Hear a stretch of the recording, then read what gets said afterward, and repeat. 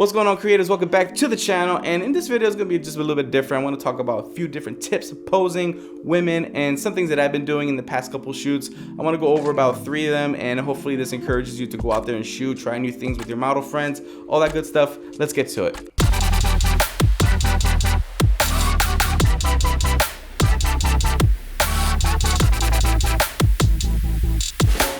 Before we get started, I just want to give you guys a really cool announcement. I actually got in the mail 2 of these iSteady mobile gimbals for your phone, and I'm definitely going to be giving one away. I'm going to be testing this out in the next few weeks, and I'll let you guys know when that giveaway happens. Alright, so I'm going to go ahead and look at some of these images. And if you've been following me on my Instagram, you'll notice that I've been changing the feed lately. I just want to keep things organized, so what I'm doing is I'm going to choose some of the images that I've been taking from that feed, and let's get to it. Okay, so the very first tip I want to give you is trying to create an S-curve. The way I interpret using an S-curve is trying to balance top and bottom portion of their body and creating this kind of S. And usually what I like to do is I like to either lean on the model against something, or if they're not leaning against anything, have them definitely push their weight on one side of the hip away from them. So we have Jackie here, and she has a slight S going right here. And so pretty much what I told her was to lean against this gate right here and have her weight positioned off the opposite way. That way they can create some space here, just to, like, you know, so it won't tight against the wall. That way we create some, like, a little bit of space, a little bit of depth in it also. And yeah, that's the way I shot it. So that's one way of doing it. There are plenty of different ways of doing it. For instance, shifting of the hips, shifting of the shoulders, even head tilting will give you that S curve. This is just a simple pose, but just working on the body shift is what's going to help make that S curve. Okay, so the next image is from the same shoot here. We have Jackie leaning against the wall. One thing I do have her is in a slight S curve. It's not fully S curve. I was trying to get her in a full S curve. She didn't have the same space as she did with the gate, that she can actually put her shoulders into it a little bit more. So we have kind of like an S curve. If you look at here, it's shifted this way, boom, boom. Now, could I have done a better job at this? Maybe yes. One, it was really hot. Wasn't thinking. I tried to get her in that type of position, and I think the image is cool. So I mean, maybe next time I'm going to pay attention more to creating more of an S curve. But that doesn't mean necessarily you have to always have an S curve in every image. I just thought that maybe it would have been cool trying to see her with a full S curve. But I think the image is dope here. I think it's really cool just having her with the shades, looking at the light.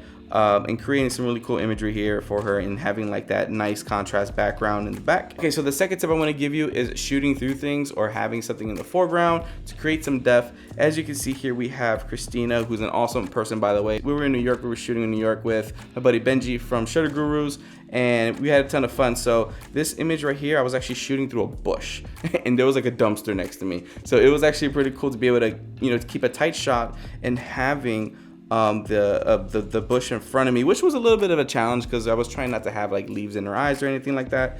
But we definitely have here, as you can see, there's some greenery here. And what I did like about it was I was able to shoot through it. Now, would I always do this? Probably not, because I'd rather have a cleaner image. But I wanted to create something different. We were in the middle of Soho, and there was a ton of traffic, a lot of people in the background. And I wanted to create a little bit of depth. And so with some editing, obviously, in the background, I was able to take some people out. But that's like for another video. But the fact that I was shooting through these bushes, I was able to create something really cool. I actually enjoyed this image a lot. And I even left this here just because we're in Soho. I didn't want it to be like we're like in a park randomly. I could have done that if that's what I wanted to show. So if you haven't yet, try shoot through things, shoot through leaves, you know, try to create some different images with having your subject one well lit also, and just being the focal point, and using the foreground as a way just to create something a little bit different. So the last tip I want to give you guys is something that I just like doing, is I like creating the shape of a triangle within my images. I know that sounds weird, but it's actually kind of fun doing it. So what I want to do is go to the next image within the same shoot with Christina, and notice in this image I have her right here in this shot. So it's not necessarily having her in a triangle like this or anything like that, but it's creating the shape of the triangle, which I think is really interesting because you could do it with different poses. Okay, so in this image with Christina, you can kind of tell where the triangle is. That's right here. So in this image, I just want to kind of tell the story at the beginning of the day of her while using her products and all that stuff. And this was just a casual shot that I did of her after we were talking, made her laugh, and I had her look past Benji that was onto my right. And we're just chilling and talking, and I was able to get that, and I was able to create this cool little triangle here. And yeah, that's that image. The other image I want to show you is my friend Coral, which she's awesome. She's a beauty hair influencer as well, and she's actually about to have a kid. So that's pretty cool. So congrats, Coral. Triangle is here in a funny way, but I actually use the shoulders and her arms to create this triangle. Now it doesn't have to be in the shape of a normal triangle. There's a triangle here. I could see it. I could totally see it. Boom, boom, boom. Maybe that's a right angle. That's a 90-degree angle. I don't know. It's a triangle. I actually position her shoulders right here, this side, and at the bottom with her hand, just to create that and just create some length. Especially in this image, and since she had that little cut off with her sweater, I wanted to use her shoulder as a point within that triangle. And then what I was able to do is use the hands as well, bring it down, and her other shoulder, which is covered by her really awesome curly hair, it's there. I'm pretty sure her shoulder was there. But yeah, so that's the triangle. So in this image, I want to show two things. One is the use of the triangle shape, and also the use of hands. Now a lot of models, especially if they're not experienced enough, they usually have their hands like this. They have it flat on their face, so it kind of looks a little weird. So what I want to do was with Coral was to have her hands cupped a little bit and almost feel as though she's gently having it on her cheek, but not too much on her cheek where it's covering her face. Just have it in the back a little bit, kind of lean. And that's what I wanted to do because I actually wanted to showcase her face. Her makeup was like on fleek that day, and I didn't want to mess that up with having something blocking her. All right, so here's the triangle using her shoulder because of the cutoff sweater. Point here, and point at her wrist where her hand is at, and just create that triangle. It's subtle, and I purposely had her hand go this way because I wanted to create that triangle. I didn't want to have her hands here or anything like that, or at the bottom. And just because of the fact of doing this, it almost feels as though there is, starting from where her nose is at, there is this kind of curve shape. It's not an S curve or anything like that, but it definitely shows like just a little bit of form.